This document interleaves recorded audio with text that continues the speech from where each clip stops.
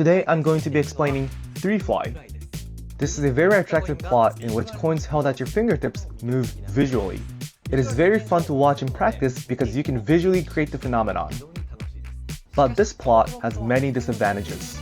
Yet, it is such magic that it's very well liked by enthusiasts and magic lovers, even with its imperfections. And since 3Fly contains many standing coin magic techniques, it's a very good practice piece. Let's learn together.